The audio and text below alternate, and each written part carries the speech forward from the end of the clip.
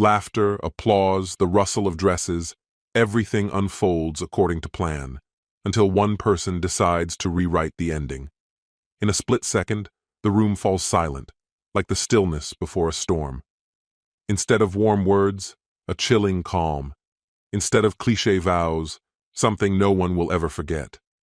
Faces go pale, eyes dart around, the air itself seems to thicken. He doesn't shout, doesn't accuse. He simply lets the truth speak for itself. And when it all comes to light, it's far too late to look away. This isn't a burst of scandal. It's a bullet to the heart of trust. And the man who was meant to be the hero of the day suddenly becomes someone else entirely. Hello, my friend.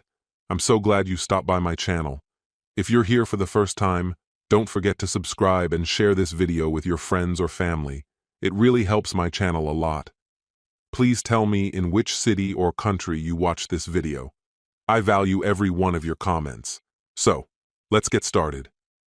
People always talk about their wedding day as if it's meant to be the climax of joy, a perfect, unforgettable moment. Mine felt more like watching a train wreck unfold in slow motion. I met Celeste 3 years ago. She was mesmerizing, intelligent, quick-witted, and her laughter had this rare electricity that could thaw even the most frozen hearts. The second our eyes met, I was gone. Sure, we had our highs and lows, like any couple, but when I proposed, I believed we'd survived every possible storm. I had no idea how wrong I was. The cracks began to show exactly 7 days before the wedding.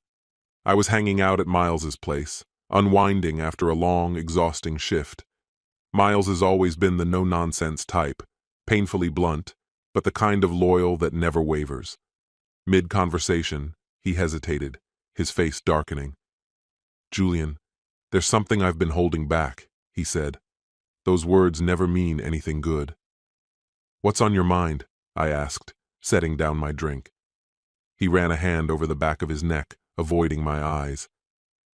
"Are you absolutely certain about Celeste?" His voice was gentle, almost reluctant. "What kind of question is that?"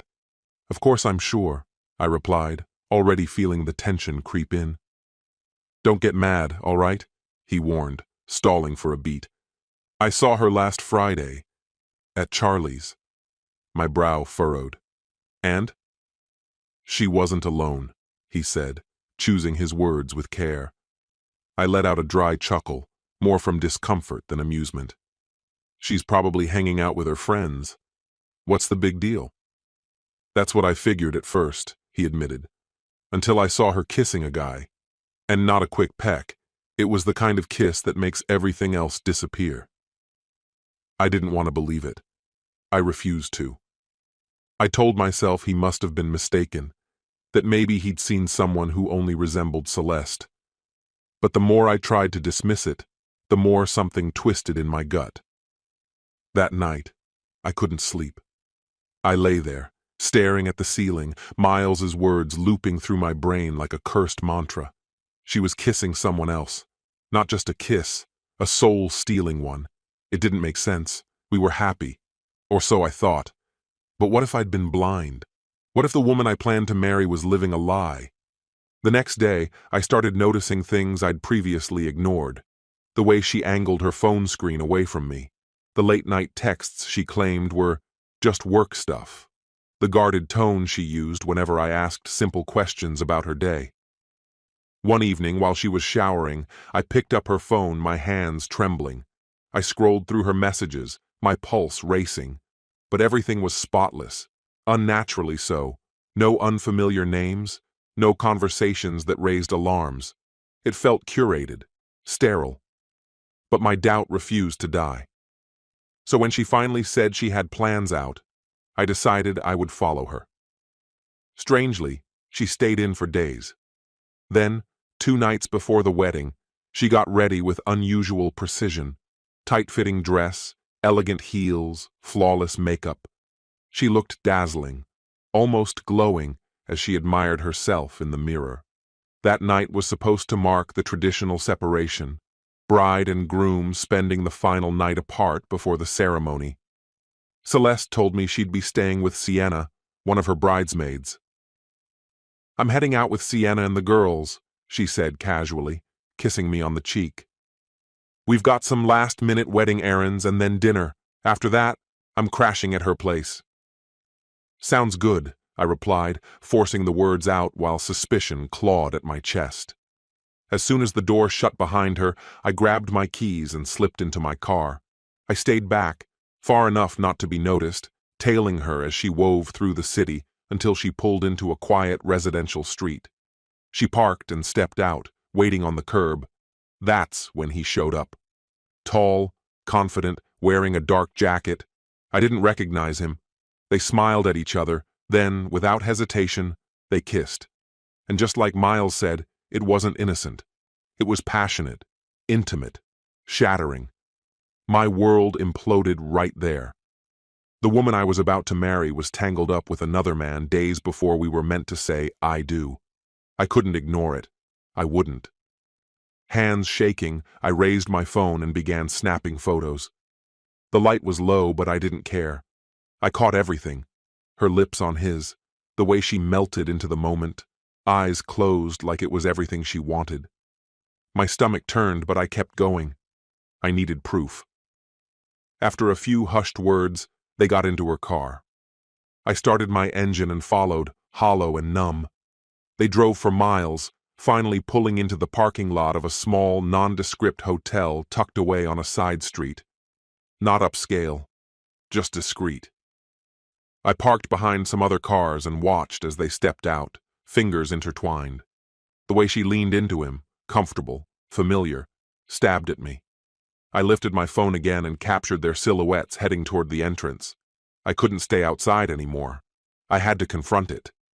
My heart thundered as I parked a bit farther away, got out, and walked into the lobby. Trying to keep my voice calm, I approached the front desk. "Hi," I said, barely containing the tremor in my throat. "Could you tell me what room Celeste Carver is staying in?" The concierge narrowed his eyes at the screen, his mouth drawing into a firm line. "I'm sorry, sir. There's no reservation under that name." A cold jolt rippled through me, but I kept my face calm. She just walked in, not long ago. The woman with the guy. "Can you tell me what room they're in?" He glanced briefly toward the hallway before shifting his gaze back, visibly tense. "I'm afraid I'm not allowed to share that information." I leaned in, lowering my voice though my body was strung tight. "Look, that woman is my fiancée. We're supposed to be getting married in 2 days, and I just watched her walk in here, with another man." "I understand, sir, but I can't disclose a guest's room number," he said, clearly uneasy, his eyes flicking around the lobby as though looking for backup. I exhaled slowly, struggling to keep the fire in my chest from spilling over. "I'm not here to cause trouble. I just need to know which room she's in." He hesitated, glancing over his shoulder, then leaned in just a fraction. "Room 312. Please don't do anything rash." I gave him a curt nod and turned before he could change his mind. My footsteps echoed in the stairwell as I climbed, each one sinking with the thunder in my chest. On the 3rd floor, I paused in front of the door, ear pressed to the wood. Faint laughter drifted out, his voice low and rumbling, hers unmistakably light. The sound carved something open in me. They sounded at ease, content, like I didn't exist. I couldn't walk away. Not yet. I needed to hear more, to grasp the full truth of what I was stepping into. A quick glance down the corridor, then I made a snap decision. I went back downstairs and requested the room next door, 311. I couldn't just hover outside that door, inches from the truth, but blind to it. Inside the adjacent room, I eased the door shut behind me and moved to the wall we shared. The voices came through faint but clear. Bursts of laughter, the murmur of conversation.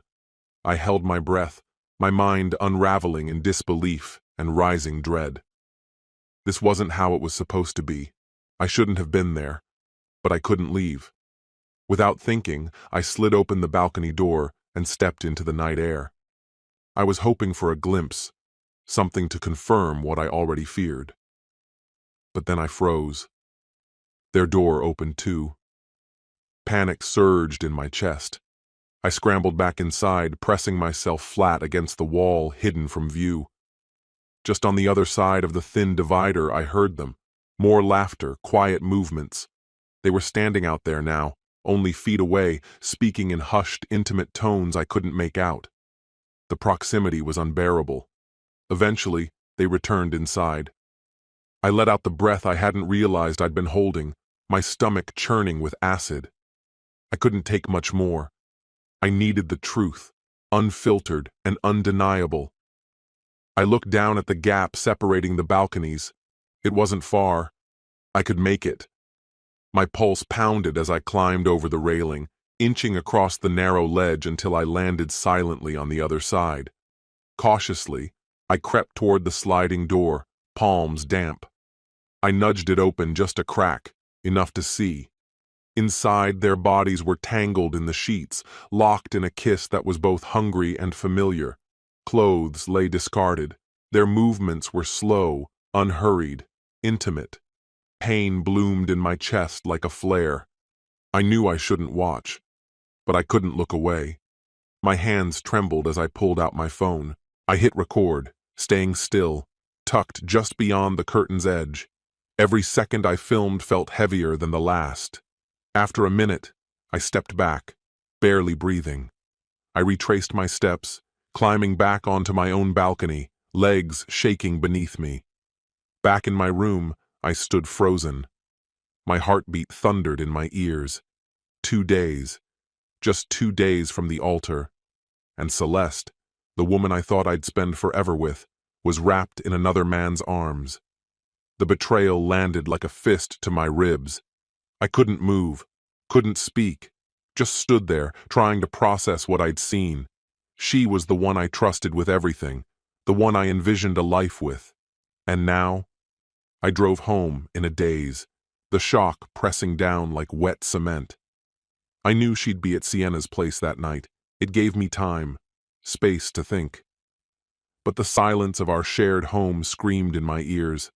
I couldn't get the image out of my head, couldn't unsee it. Something had to be done. She had to understand what she had shattered.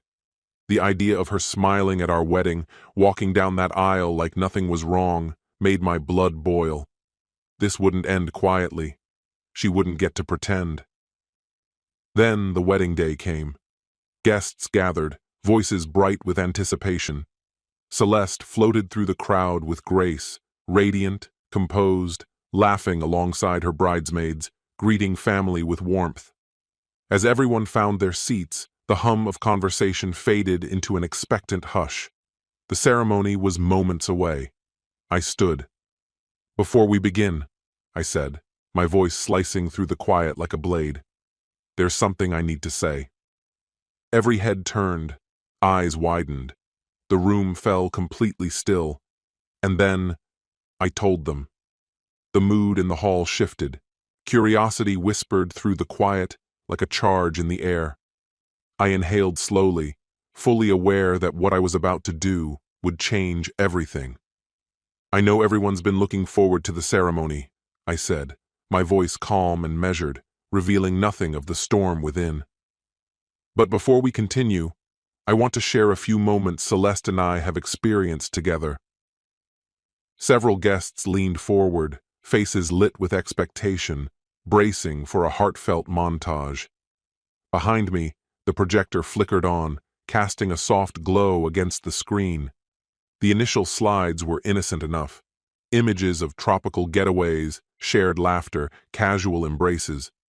For a brief moment, guilt brushed against me. Just a moment. Then, the tone shifted. The next slide arrived like a blade. Celeste, unmistakably her, locked in a passionate kiss with another man, their bodies entangled in a moment that destroyed every pretense of loyalty. The room tensed. A hush fell over the crowd like the quiet before a downpour. Faces turned sharply, eyes darting between her and the screen, confusion quickly giving way to shock. Celeste froze at my side, the color draining from her face until she looked almost translucent. One trembling hand rose to her lips as a soft gasp escaped. Her gaze flicked frantically between the images and my expressionless stare. She tried to say something, but no words came. Then came the next blow, sharper, crueler. A video began to play. The footage was raw and unfiltered, captured inside a hotel room. Celeste and the man, locked in intimacy, oblivious to the lens, oblivious to me. My stomach turned as the audio crackled to life. The sounds, their laughter, their closeness, hit harder than I ever imagined. And on the day, meant to mark the beginning of our forever. The room became a vacuum. No one moved, no one spoke. Then the silence broke with a rising tide of gasps and murmured disbelief. The mood boiled over, confusion, anger, embarrassment, all rising in a chaotic blend. "What the hell is going on?" someone yelled. "Is this some kind of prank?" another voice demanded. All attention shifted back to Celeste, who stood paralyzed, visibly unraveling beneath the weight of her exposure. The man in the video had never shown up today. Not that his absence dulled the impact. Her infidelity was undeniable, broadcast in front of friends and family, with no room left for denial. An agonizing silence fell over the room before Celeste found the strength to whisper, "Julian, what is this?" Her voice trembled, barely audible. "Why are you doing this?" "You already did it," I replied, my voice cutting through the air. "I'm just letting everyone see the truth. Please, we can talk about this," she stammered, her voice cracking. But there was no more talking to be done. The screen had spoken. The lie had been exposed, and there was no putting it back in the shadows. Pandemonium erupted, guests murmuring, arguing, questioning. Some looked at her with horror, others looked at me in stunned silence. But I felt nothing, no fury, no sorrow, only a cold, undeniable certainty. Celeste stood motionless, her body trembling, her eyes wet with disbelief. She stared at me, desperate to find words that could undo what had just been laid bare. "Please, Julian, just listen," she pleaded, voice breaking again. But I didn't. I couldn't. A few guests approached her, offering comfort. Others kept their distance, unsure of how to process what they'd just seen. I didn't move. My eyes remained fixed on the screen, on the proof of who she truly was. The woman I had planned to marry, the one I believed I knew, had never really existed. Without another word, Celeste turned and walked out, her heels clacking sharply against the polished floor. Some followed after her, murmuring words of support. I stayed right where I was. I didn't need support. I needed truth. And now I had it. As the room slowly emptied and the last of the murmurs faded, I remained alone in the wreckage of what should have been the happiest day of my life. A storm churned inside me, pain, relief, disbelief. But only one feeling took hold: liberation. Celeste was gone, and so was the illusion I'd been living. In the days that followed, messages poured in: sympathy, outrage, disbelief. But I didn't reply. I wasn't looking for solace. I wasn't looking for anyone. Celeste had vanished from my life, and with her, the dream I once clung to so tightly. The betrayal carved deep, but what hurt more was realizing how blind I had been to the signs. Still, the truth gave me something Celeste never could: a sense of clarity. And with clarity came freedom. This story has come to an end. What's your opinion? Share it in the comments, my friend. And if you like this story, check out other exciting videos on my channel. I'll say goodbye until the next video. See you.